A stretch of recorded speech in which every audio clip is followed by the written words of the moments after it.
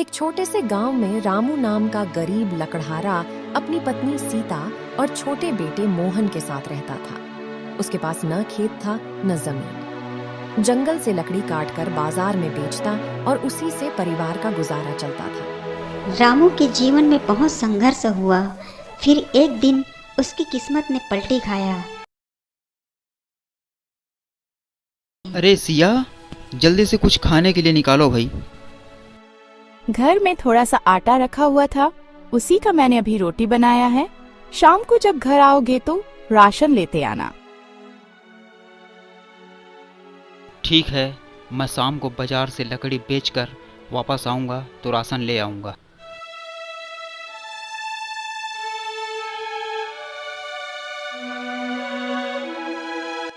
सिया, जल्दी कुछ खाने को दो, मुझे देर हो रही है।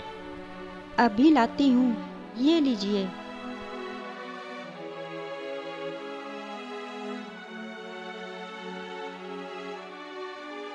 भिक्षा मिले बेटा, इस बूढ़ी माई को कुछ खाने के लिए दे दो। रामू गरीब जरूर था, लेकिन उसका दिल बहुत बड़ा था। उसके दरवाजे से कोई भिखारी कभी खाली हाथ नहीं लौटता था। हाँ, ये लो माई, ये रोटी खाओ खाओ। हाँ, खुश रहो, भगवान भला करे। बेटा, भगवान तुम्हें सदा सुखी रखे। तुमने मुझे कभी भी खाली हाथ नहीं लौटाया। अरे ये तो आपके नसीब का था माई, मैंने कुछ नहीं किया। अब मैं चलता हूँ, मुझे जंगल के लिए देर हो रही है। रामू गरीब जरूर था, लेकिन उसका दिल बहुत बड़ा था। उसके दरवाजे से कोई भिखारी कभी खाली हाथ नहीं लौटता था। रामू लकड़ी काटने जंगल चला जाता है। जंगल पहुंचकर वह सूखी लकड़ी तलाश करता है। फिर उसे एक तरफ सूखी लकड़ी दिखाई देता है। वह उसे काटकर एक गट्ठा बना लेता है और जल्दी जल्दी चलने लगता है। हे भगवान, कहीं बारिश ना हो जाए, लकड़ी भीग जाएगी तो अच्छा भाव नहीं मिलेगा। फिर इतना सोच ही रहा था कि बारिश शुरू हो जाती है।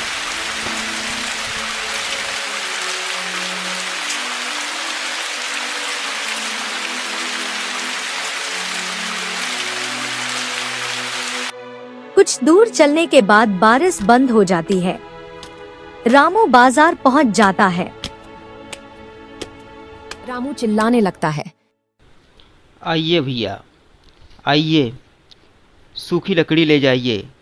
40 रुपए गट्ठा, मात्र 40 रुपए गट्ठा में सूखी लकड़ी ले जाइए। आइए।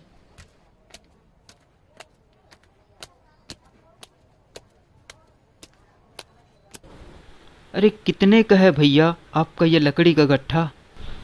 हाँ भैया, ये मात्र 40 रुपए का गट्ठा है।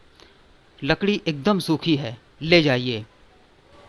लेकिन 40 रुपए तो ज़्यादा है भैया। ठीक है भैया, आप 5 रुपए कम दे दीजिए। मैं तो इसके 30 रुपए दूंगा। नहीं भैया, 30 रुपए में नहीं आएगा। आइए, 40 रुपए गट्ठा में ले जाइए। वे, ये लकड़ी का गट्ठा कितने का है? सही भाव बताओ। ये लकड़ी का पूरा गट्ठा 40 रुपए का है सेठ जी, ले जाइए। लकड़ी एकदम सूखी है। अरे, तुमने अभी 35 रुपए कहा और मुझसे चालाकी करता है। लकड़ी भी एकदम गीली है, 20 रुपए दूंगा। नहीं सेठ जी, 20 रुपए में नहीं आएगा। आप मुझे इसका 30 रुपए दे दीजिए। ना ना, मैं 20 रुपए से 1 पैसा ज़्यादा नहीं दूंगा। देना है तो दो। आज मेरी लकड़ी नहीं बिकी तो घर में चूल्हा नहीं जलेगा। यही सोचकर रामू सेठ जी को 20 रुपए में लकड़ी दे देता है। फिर रामू अनाज की दुकान में जाता है। राम राम काका, आज मुझे आधा किलो आटा दे दो। अरे रामू, तुम तो हमेशा 1 किलो आटा ले जाते हो, फिर आज आधा किलो कैसे? हाँ काका, आज बारिश में लकड़ी गीली हो गई, जिसके कारण मुझे अच्छा भाव नहीं मिला। अच्छा, तो ये बात है। ठीक है रामू, वैसे तुम्हें कभी उधार की ज़रूरत हो तो तुम ले जाना। तुम बहुत ईमानदार इंसान हो। ये रहा तुम्हारा आधा किलो आटा। ठीक है काका, धन्यवाद। रामू वहां से चला जाता है। रामू घर लौटा तो देखा उसका बेटा तेज बुखार में तप रहा था। सीता रोते हुए बोली, आज देर कैसे हो गई? आज लकड़ी बारिश में भीग गई थी, इसलिए बिकने में समय लग गया। हाँ, मुन्ने की तबीयत बहुत खराब है। दोपहर से कुछ खाया पिया नहीं है। अरे जब ऐसी बात थी तो घर में दवा रखा हुआ था, उसे तुम्हें पिला देना था ना। नहीं, दवाई पूरी खत्म हो गई है। ठीक है, मैं देखता हूँ। अरे मुन्ने का बदन तो बहुत गर्म है, लगता है उसको तेज बुखार है। उसकी तबीयत बहुत ज़्यादा खराब है। मैं वैद्य जी के पास जाता हूँ, तुम जब तक मुन्ने का ख्याल रखना। रामू वैद्य जी के घर जाता है।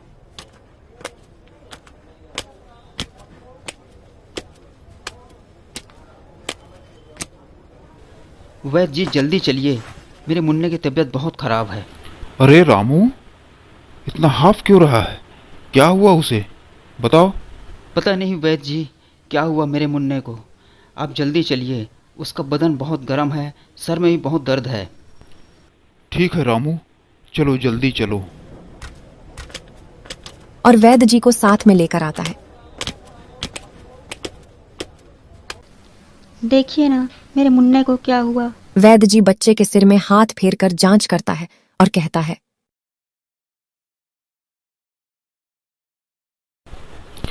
रामू, इसे तो वाकई में तेज बुखार है, और ये बुखार अगर इसका इलाज नहीं किया गया तो ये सर में चढ़ सकता है।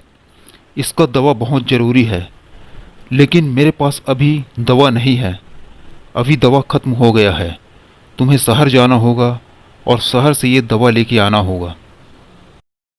इतना सुनते ही रामू के पसीने छूट जाते हैं। वह 2 वक्त का खाना बहुत मुश्किल से जुटा पाता है, फिर इतनी महंगी दवाई के लिए पैसा कहाँ से लाएगा।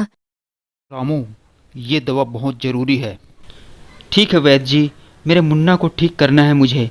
मैं दवा के लिए शहर ज़रूर जाऊंगा।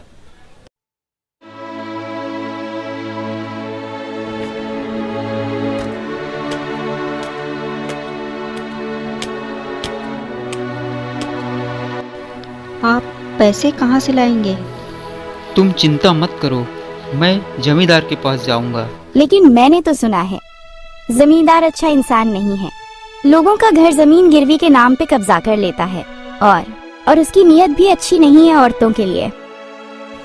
देखो सिया, हमें अपने मुन्ने के लिए उनके पास जाना ही पड़ेगा। जो भी करना है जल्दी कीजिए। तुम मुन्ने का ख्याल रखना, मैं अब भी दवा लेके आता हूँ। फिर वह भागे भागे जमींदार के पास जाता है। ये है गांव का जमींदार। गांव के गरीब लोगों का घर, जमीन, खेत गिरवी रखकर पैसा देता है, लेकिन बेचारे गरीब लोग समय पर कर्जा नहीं चुका पाते हैं तो उनका जमीन, घर, खेत पर कब्जा कर लेता है।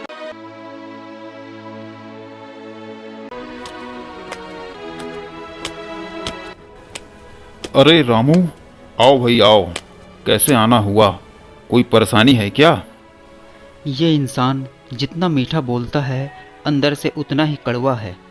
हाँ जमींदार जी, मेरे बच्चे को बचा लीजिए। मेरे बच्चे का तबीयत बहुत ख़राब है, उसके लिए मुझे शहर जाना है, शहर से दवाई लेके आना है, इसलिए आपके पास आया हूँ। अरे ठीक है भाई रामू, तुम्हें पैसा मिल जाएगा। और तुम्हें तो पता है मैं बिना गिरवी के पैसा देता नहीं हूँ। लेकिन जमींदार जी, मेरे पास कोई ज़मीन जेवर नहीं है और ना ही मेरे पास कोई खेत है। अरे रामू, जहाँ तुम रहते हो वो घर तो तुम्हारा ही है। तुम उस घर को गिरवी रख दो और अपने बच्चे का इलाज कराओ। ठीक है जमींदार जी, आप जैसा चाहे कर लीजिए, लेकिन मुझे पैसा दे दीजिए। मुनीम जी, इसे जितना चाहिए पैसा दे दो और इससे अंगूठा लगवा लो।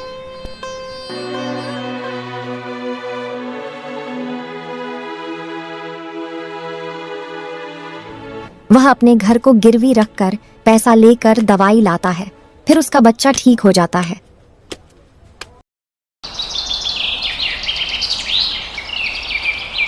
रामू की जिंदगी में एक बड़ा सा तूफान आने वाला था, जिसकी वजह से उसकी सारी खुशियाँ छिन जाना था। कुछ दिनों बाद एक सुबह रामू अपने परिवार के साथ बैठा रहता है। उसी समय बाहर से किसी की चिल्लाने की आवाज आती है। अरे रामू, बाहर रामू निकाल। बाहर निकलकर देखता है। क्यों रे रामू, कर्ज चुकाने की तारीख निकल गई और कई दिन हो गए और अभी तक तेरा कुछ अता पता नहीं है। क्या तुम्हें अपना वादा याद नहीं है? नहीं नहीं जमींदार जी, मुझे अपना वादा पूरा याद है। मैं आपका कर्जा पूरा चुका दूंगा, लेकिन मेरे पास अभी पूरा पैसा नहीं हो पाया है। अगर आप मुझे थोड़ा सा और समय दे दीजिए तो मैं आपका सारा कर्जा चुका दूंगा। अरे और कितना समय दूं तुझे? समय ही तो नहीं है मेरे पास। 3 महीने का समय दिया था तुझे, अब और समय नहीं दे सकता। मुझे मेरे पैसे चाहिए। जमींदार जी, मैं रात दिन मेहनत कर रहा हूँ, लेकिन मेरा किस्मत साथ नहीं दे रहा है। आप मुझे थोड़ा सा दया करके समय दे दीजिए, मैं आपका सारा कर्जा चुका दूंगा। मुझे तुम्हारी परेशानी से कोई लेना देना नहीं है। बड़ी खूबसूरत है। ठीक है रामू, मैं तुझे समय तो दे दूंगा, लेकिन तुम्हें एक काम करना पड़ेगा। क्या जमींदार जी? रामू, तुम एक काम करो, तुम अपनी पत्नी को मेरे घर पर भेज दो। वहाँ का थोड़ा बहुत काम कर लेगी, मैं उसे बढ़िया सा खाना पीना करा दूंगा, और जब तुम मेरा पैसा दे दोगे तब तुम्हारी पत्नी का काम बंद। नहीं मालिक, मैं आपके आगे हाथ जोड़ता हूँ। मैंने आज तक अपनी पत्नी को घर से बाहर काम के लिए नहीं निकाला। मैं जो भी कमाता हूँ उसी में हम रूखा सूखा गुजारा कर लेते हैं। तो ठीक है, फिर मेरा पैसा दे दो या फिर मकान खाली कर दो। रामू बहुत मिन्नतें करता है, लेकिन जमींदार नहीं मानता और उसके घर पर कब्जा कर लेता है। रामू अपने परिवार को लेकर वहां से चला जाता है।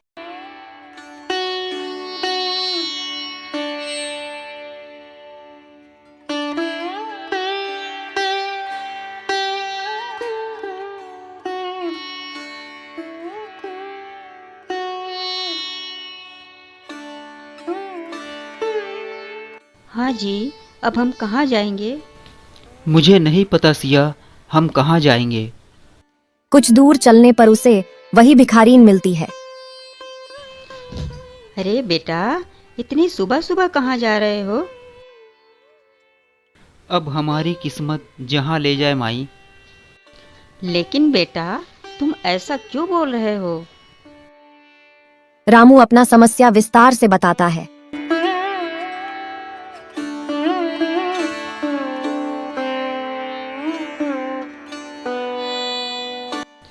सत्यानाश हो उस जमींदार का, जो गरीबों को सहायता के नाम पर कुछ पैसा देकर उसका घर छीन लेता है। मरेगा तो पानी भी नहीं मिलेगा उस दुष्ट को। बेटा, तू चिंता मत कर, तुझे कहीं जाने की ज़रूरत नहीं है। ये जो मेरा घर है, तू इसे अपना घर समझकर जितना दिन चाहे तू रह सकता है। अब रामू को एक सहारा मिल जाता है। तो दोस्तों, कहानी अभी खत्म नहीं हुई थी।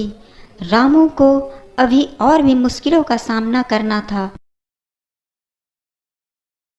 गांव में कालू नाम का एक हलवाई रहता था, जो बहुत ही चालाक और बेईमान था।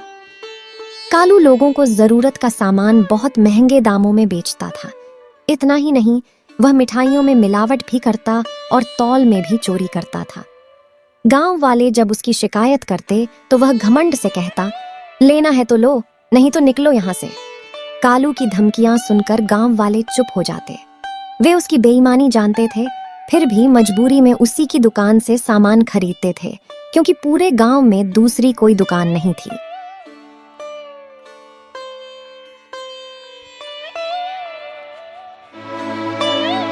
क्या बात है बेटा, चेहरा मुरझाया हुआ क्यों है? कुछ नहीं माँ जी, बस आज भी लकड़ी का अच्छा भाव नहीं मिला। बेटा एक बात कहूँ तुमसे, तुम अपना खुद का कुछ दुकानदारी क्यों नहीं करते, जिसमें तुम्हारे परिवार का अच्छा सा गुजारा हो सके? माँ जी ठीक तो कह रही हैं। आखिर कब तक आप ऐसे ही जंगल से लकड़ी काटकर बाजार में बेचते रहोगे? अपना खुद का कुछ करोगे तभी परिवार का गुजारा होगा। लेकिन मेरे पास कुछ करने के लिए ना ही मेरे पास पैसे हैं और ना ही किसी प्रकार का अनुभव है। कोई बात नहीं, पैसे की चिंता मत करो। मेरे पास थोड़े से पैसा है, मैंने बचत करके रखा हुआ है। उसमें तुम एक जलेबी की दुकान खोल सकते हो। बेटा, जब मेरे पति जीवित थे तब वह जलेबी बेचते थे। अरे वाह, इतना अच्छा मौका मिल रहा है तब तो आपको जरूर दुकानदारी करना चाहिए। ठीक है, जब आप लोग इतना कह रहे हैं तो मैं ये दुकानदारी जरूर करूँगा।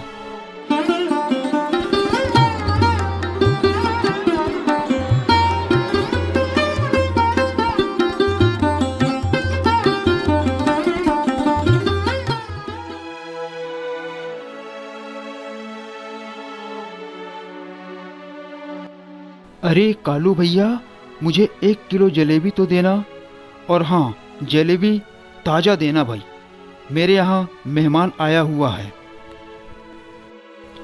अरे हाँ हाँ ठीक है, मेरे यहाँ जलेबी ताज़ा ही मिलता है, मैं बासी नहीं रखता हूँ। ये लो तुम्हारा जलेबी 1 किलो। अरे कालू भैया, पैसे तूने पूरे लिए हैं तो जलेबी तो मुझे पूरा 1 किलो दो। ये तो कम लग रहा है, आप फिर से तौल के देख लो। अरे कम वम कुछ नहीं है, जलेबी मैंने पूरे दिए हैं, लो और निकलो यहाँ से। गांव वाला वहां से चला जाता है क्योंकि गांव में और कोई दूसरी दुकान नहीं थी। इस तरह से कालू हलवाई की बेईमानी और मनमानी दिन ब दिन बढ़ते जा रही थी।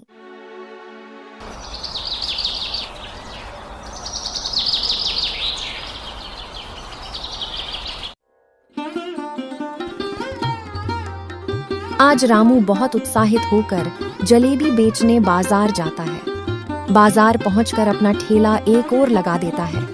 आज शुरू दिन था। रामू के पास 1-2 ही ग्राहक आते हैं। अरे आइए सेठ जी, कितने का दे दूं बताइए। हाँ भाई, 1 पाव जलेबी दो मुझे, कैसा है स्वाद देखता हूँ। ये लीजिए सेठ जी। अरे वाह, तुम्हारी जलेबी का स्वाद तो ज़बरदस्त है भाई। बहुत बहुत धन्यवाद सेठ जी आपका, हमारी दुकान में आने के लिए। सेठ जी वहाँ से चला जाता है। फिर एक बूढ़ी माँ कालू हलवाई की दुकान में आती है। कुछ मिलेगा बेटा, 2 दिन से कुछ खाया नहीं, कुछ तो खिला दो बेटा। ए बुढ़िया, चल निकल यहाँ से। मैं यहाँ भंडारा खोल के नहीं बैठा हूँ जो तुझे मुफ्त में खिलाता रहूं।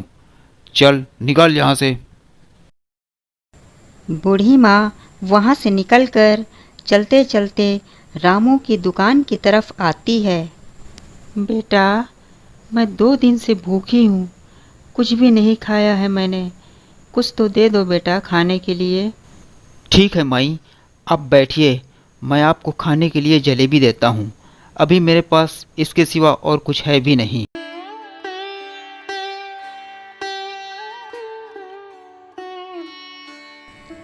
बेटा, 2 दिन से भूखी थी, तुम्हारा जलेबी खाकर मन तृप्त हो गया बेटा, भगवान तुम्हारा भला करे।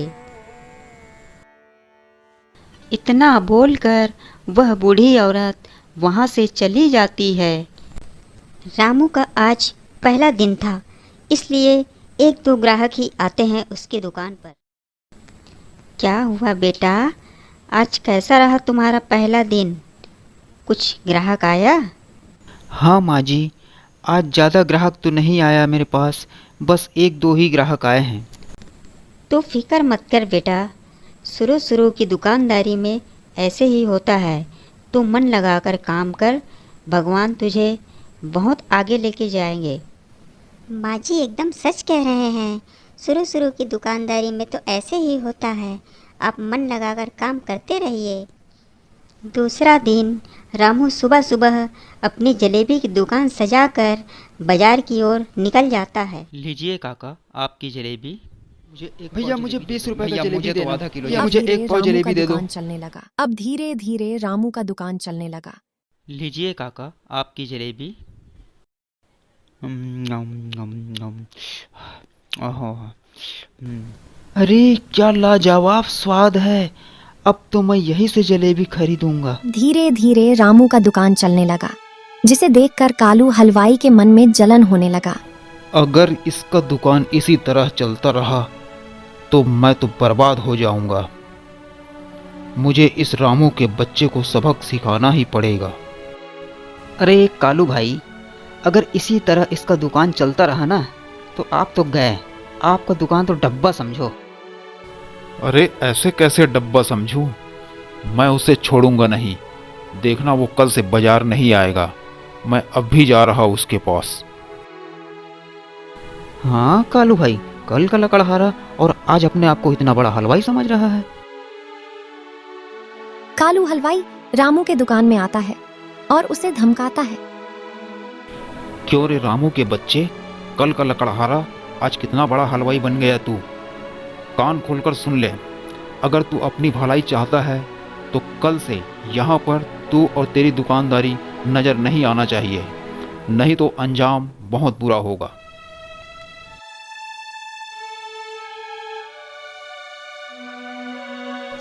इतना धमकाकर कालू हलवाई वहां से चला जाता है। जेलिस, इसे कहते हैं जेलिस। अब क्या है, कालू हलवाई की दुकान में तो कोई जा नहीं रहा, सारे ग्राहक तो इधर ही आ जाते हैं, तो उसके मन में जेलिस तो होगा ही ना। उसका मन फड़फड़ा रहा है। लेकिन इसमें मेरी गलती क्या है? रामू भैया, ऐसे लोगों से डरना मत, हम तेरे पास आते रहेंगे। रामू उदास होकर शाम को घर चला जाता है।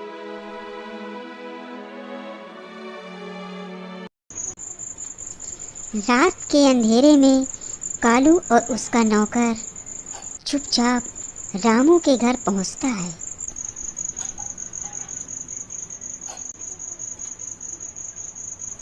छोटू, यही है रामू का ठेला। इसे तू इसके टुकड़े टुकड़े कर दे।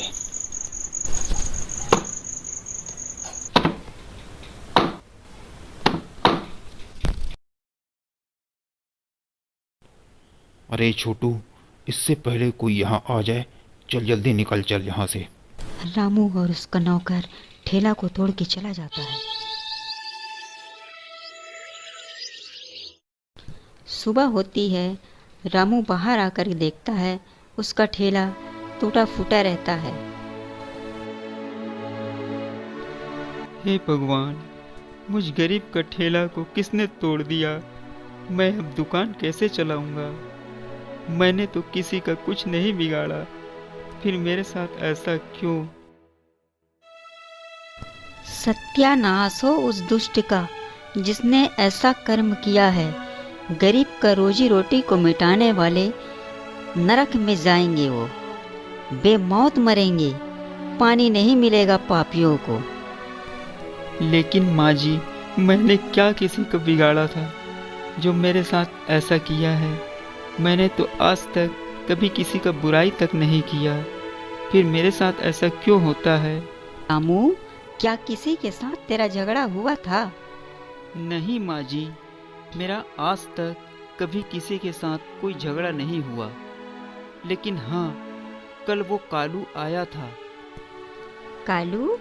कौन कालू आया था? वो कालू हलवाई। अच्छा, वो कालू हलवाई जो मिलावट करता है, गांव वाले का खून चूसने वाला लालची बेईमान। क्या कह रहा था कालू? वो मेरे पास आया और मुझे बाजार में दुकान लगाने से मना किया और दुकान लगाने पर अंजाम बुरा होगा कहा। अच्छा, तो ये काम उस दरिंदे का है, उसे भगवान कभी माफ़ नहीं करेगा। तू रोना धोना बंद कर और अपनी दुकान फिर से तैयार कर। मैं देखती हूँ उस कालू को। भिखारीन माँ रामू को समझाती है और उसका हौसला बढ़ाती है, बात को मुखिया जी तक पहुँचाने का आश्वासन देती है।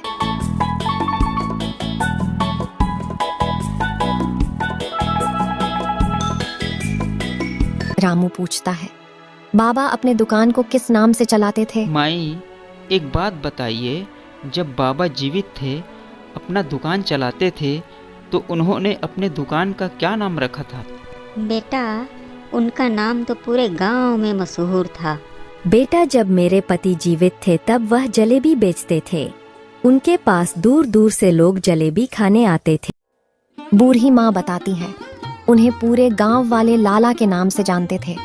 लाला की जलेबी पूरे गांव और आसपास के क्षेत्रों में मशहूर थे। उनका दुकान बहुत मशहूर था। फटाफट उनका जलेबी बिक जाता था।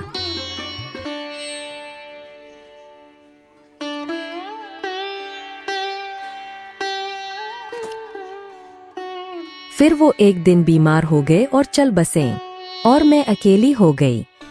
अच्छा, तो लाला जी नाम था उनका। माँ जी, मैं भी अपनी दुकान का नाम लाला जी रखूँगा। बेटा, तुमने तो मुझे भावुक कर दिया। मुझे बड़ी खुशी। अब कहानी में आने वाला था एक नया मोड़। आज रामू बहुत खुश था। उसने अपने ठेला को फूलों से सजाकर और ऊपर लाला जी की जलेबी लिखवाकर बहुत उत्साहित होकर बाजार जाता है। रामू को नया ठेला के साथ जलेबी बेचते देखकर कालू हलवाई का दिल दिमाग खराब हो जाता है और वह रामू को वहां से हटाने के लिए नया तरकीब सोचने लगता है।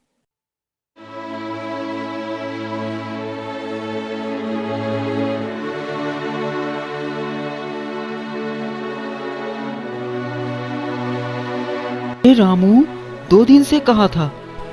हाँ काका, 2 दिन से मैं नहीं आया।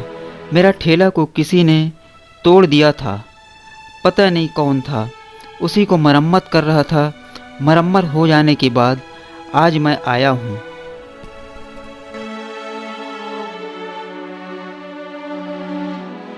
कालू हलवाई अपने नौकर छोटू को बुलाकर उसके कान में कुछ फुसफुसाता है।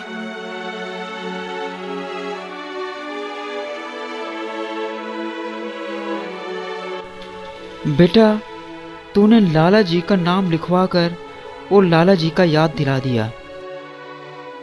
छोटू रामू के पास आता है। भैया भैया, मुझे आप अपनी दुकान में काम करने के लिए रख लो। अरे छोटू, तू तो कालू हलवाई के यहाँ काम करता है ना, फिर यहाँ कैसे? वो भैया क्या है ना, वो बहुत बदमाश है। मेरा तनख्वाह नहीं देता है और काम बहुत करवाता है। इसलिए मैंने उनका दुकान छोड़ दिया और मैं आपके पास आ गया हूँ। आप मुझे काम दे दो भैया। ठीक है छोटू, तू चिंता मत कर। तू आज से मेरी दुकान में काम कर। तुझे मैं शाम को तनख्वाह दे दिया करूँगा। तुम ईमानदारी से काम करना। रामू छोटू को अपने पास काम के लिए रख लेता है। छोटू, दुकान देखना, मैं आता हूँ। रामू किसी काम से थोड़ी देर के लिए बाहर चला जाता है।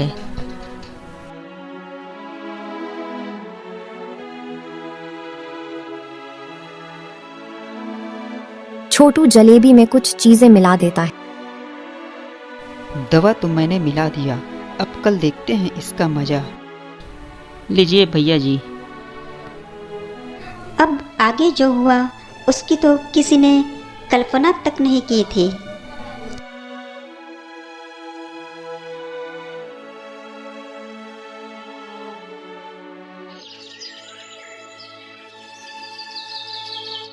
दूसरा दिन गांव के लोग रामू के पास आकर शिकायत करने लगते हैं।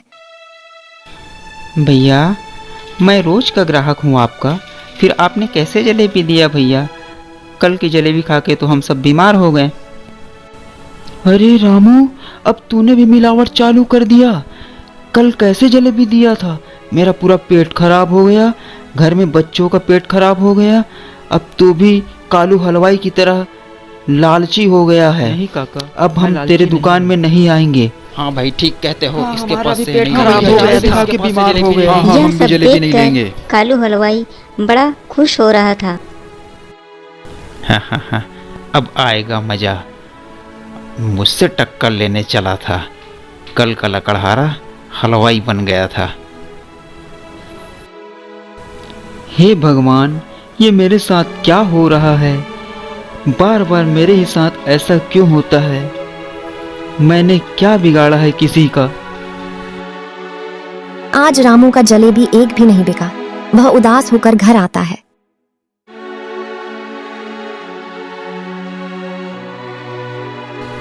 अरे अब क्या हुआ? क्या वो कालू ने फिर से कुछ किया? बताएगा भी क्या हुआ? माँ जी, आज एक भी जलेबी नहीं बिका।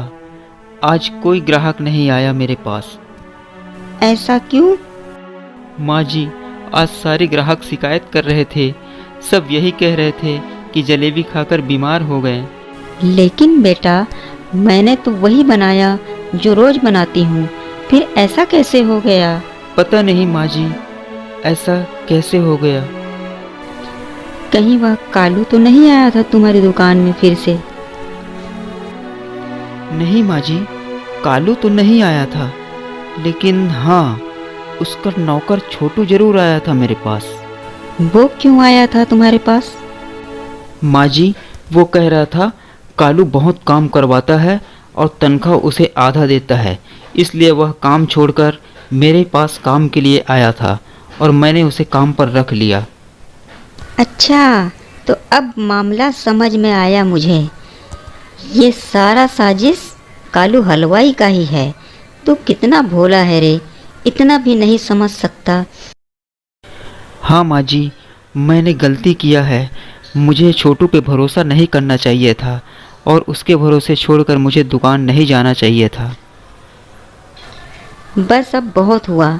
इस कालू हलवाई का पाप का घड़ा भर चुका है। अब इसे सबक सिखाना ही पड़ेगा।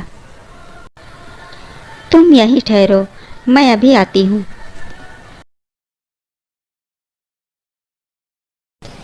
इतना बोलकर बूढ़ी माँ सीधे वहाँ से मुखिया के घर पहुँचकर मुखिया जी को सारी बातें बताती हैं।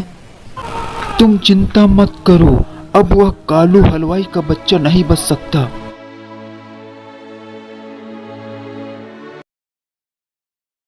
लो भैया, जलेबी खाओ खाओ खाओ, मजे से खाओ। देखे उस रामू के बच्चे को, मुझसे टक्कर लेने चला था कालू हलवाई से।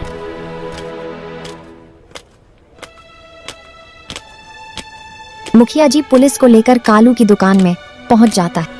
वो रहा कालू।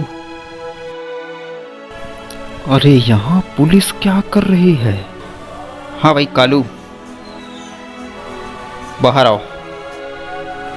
अरे साहब, क्या हुआ? मैंने क्या किया? मैंने तो कुछ नहीं किया साहब।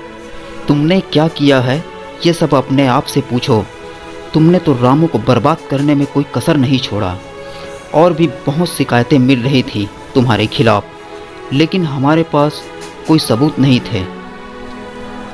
अरे साहब, तो अभी कौन सा आपको मेरे खिलाफ सबूत मिल गया? सबूत तो हमें ऐसा ठोस मिला है कालू कि तुम 10 साल से पहले तो बाहर निकलोगे ही नहीं। लेकिन श्रीमान, आपके पास सबूत है तो दिखाओ ना मुझे। देखो उधर सामने, छोटू ने हमें सारी बातें बता दिया है। तुम्हारे सारे कारनामे खोल के रख दिया है। लगता है ये छोटू के बच्चे ने सब बग दिया। हम छोटू के घर गए थे। मुखिया जी पुलिस को लेकर छोटू के घर पहुंच जाता है। पुलिस को देखकर छोटू डर जाता है और सारी बातें बता देता है कि कैसे वह कालू के कहने पर ठेला को तोड़ ढा और रामू के दुकान में नौकर बनकर जलेबी में वो दवा मिला दिया जिसे खाने पर लोगों का पेट खराब हो जाए। पुलिस छोटू को अपने साथ ले जाता है। हवलदार, गिरफ्तार कर लो इसे। सर, मुझे माफ कर दीजिए, अब ऐसी गलती नहीं होगी सर।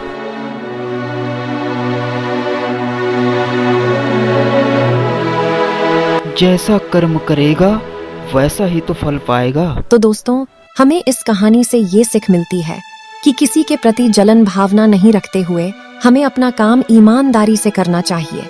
इसी में हमारी प्रगति है। थैंक यू दोस्तों, हमें देखने और सुनने के लिए।